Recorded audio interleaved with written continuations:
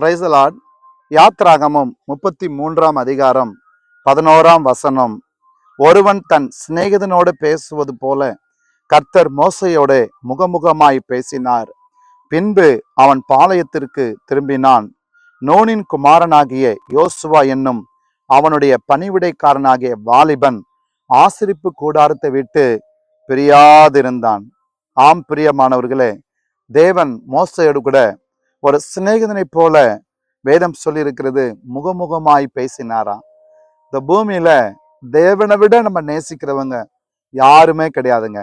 திறந்த இருதயத்தோடு நம்முடைய வாழ்க்கையில கடைசி வரை நம்முடைய வாழ்க்கையில அவருடைய திட்டத்தை தேவன் நமக்கு அவர் சம்பூர்ணமாய் நிறைவேற்றுகிறவர். இந்த வனாந்தர வாழ்க்கையில மோசையும் கானான் யாத்திரையில கர்த்தர் ஆண்டவர் மோசையை சந்தித்தார். மோசையும் தேவ சமூகத்தை விடாமல் பற்றி இருந்தானாம். ஆண்டவரே, உடைய சமூகம் இல்லைன்னா என்னால ஒன்றுமே செய்ய முடியாதப்பா. இன்றைக்கு இந்த நாளில் நம்முடைய வாழ்க்கையிலும் இன்றைக்கு இந்த நாளில் தேவனுடைய வார்த்தையை கேட்டு நாம் வெளியே கடந்து செல்லுகிறோம். யாரை நம்பி நாம் வீட்டை விட்டு கடந்து போகிறோம்? யாரை நம்பி நாம் நம்முடைய வேலைக்கு செல்லுகிறோம்? எதை நம்பி நமக்கு எடுத்த எல்லா விதமான திட்டங்களை முடிக்க போகிறோம்? எதுவுமே தெரியாதுங்க. கர்த்தர் ஒரு மாத்திரம் நம்ம கூட இல்லைன்னா நம்ம வாழ்க்கையில எதுவுமே அது நிறைவாய் அது முடியாது. இங்க வேதம் சொல்லி இருக்கிறது, கர்த்தர் மோசையோடு கூட முகமுகமாய் பேசினார். அவன் பின்பு பாளையத்தை திரும்பினான். ஆனால் மோசையுடைய பணிவிடைக்காரனாகிய வேதம் சொல்லியிருக்கிறது, யோசுவா என்னும் வாலிபன் அவன் ஆசரிப்பு கூடாரத்தை விட்டு பிரியாதிருந்தானாம். யோசுவா தன் இளம் வாலிபன் நாளில தேவ சமூகத்து மேல அவ்வளவு ஒரு தீராத வாஞ்ச, தன்னுடைய தன்னை வழிநடத்தக்கூடிய மோசே அவர் பாளையத்துக்கு போயிட்டார். ஆனா யோசுவா, ஆண்டவரே உடைய சமூகத்து மேல அளப்பரிய ஆசை, ஒரு தீராத வாஞ்சை. அதனாலதாங்க பின்னால மோசை காலத்துக்கு பின்பு கர்த்தர் மோசையோடு கூட இருந்தது போல உன்னோடு கூட நான் இருப்பேன் என்று சொல்லி சொன்னவர்.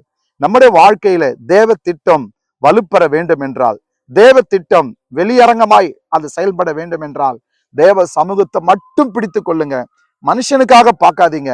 தேவனை உங்க வாழ்க்கையில எவ்வளவு தூரம் ஆழமாக உண்மையாக நீங்க தேவனுக்குள்ள நீங்கள் இடைவிடாத அவருடைய சமூகத்தை தேடி உங்க இருதயத்தை ஊற்றி தேவ சமூகத்துல வரீங்களோ, அந்த அளவுக்கு கர்த்தரும் உங்களையும் பயன்படுத்துவார்.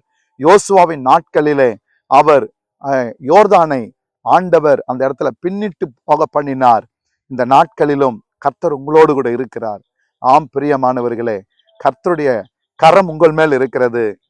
தேவனோடு முகமுகமாய் சந்திக்கிற அனுபவம் அந்த மோசைக்கு இருந்தது போல, ஆண்டவரே நாங்களும் உங்களை பார்க்கணும்னு சொல்லி அந்த விருப்பத்தோடு இந்த நாளை நீங்கள் துவங்குங்கள். கர்த்தர் நிச்சயமாய் உங்களுக்கு வெளிப்படுத்துவார். ஜெபம் பண்ணுவோமா? நல்ல பிதாவே, இந்த நாள்ல நீர் கொடுத்த இந்த வார்த்தைக்காக நன்றி அப்பா. இந்த வார்த்தை யாரெல்லாம் இப்பொழுது கேட்டுக்கொண்டிருக்கிறார்களோ, உங்க தெய்வீக மகிமை மோசையை போல முகமுகமாய் சந்திக்கிற ஒரு அனுபவம் எங்களுக்கு உண்டாகும்படி ஜெபிக்கிறேன்.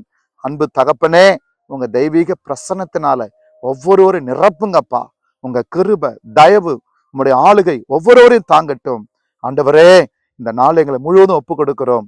உம்மை விட்டு எடுபடாத ஆண்டவரே எங்கள் வாழ்க்கையில ஆண்டவர் நல்ல பங்காய் ஆண்டவரே ஸ்தோத்திரம் எங்கள் வாழ்க்கையில வெளிப்படுத்துங்கப்பா.